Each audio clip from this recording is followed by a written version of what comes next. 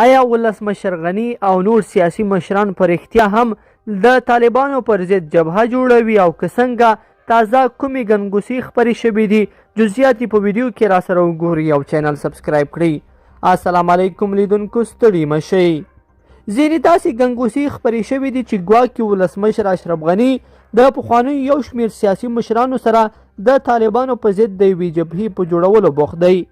ویل کېږي چې دغه جبهه کې به سیاسي او پخوانی جهادي مشر استاد عبدالرسول سیاف، جنرال عبدالرشید دوستم، عطا محمد نور، محقق او یو شمېر نور سیاسي مشران ګډون ولري.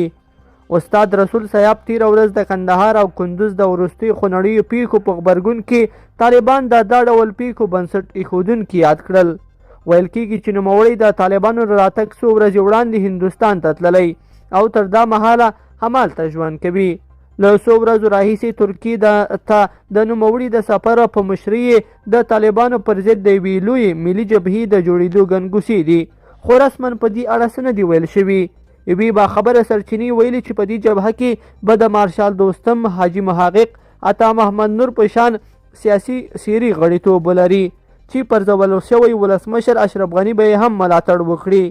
د سرچینې په حواله د ولسمشر غني یو نږدې کس معصوم ستانکزی د دې جبهې د جوړېدو چارې سمبالوي او په ترکیه کې په دې اړه ډیرو مطرحو سیاسي څیرو سره هم لیدنې کړې دي. لیدونکو په دې هیله چې دا مطلب به مو طرفه لیدلی وي.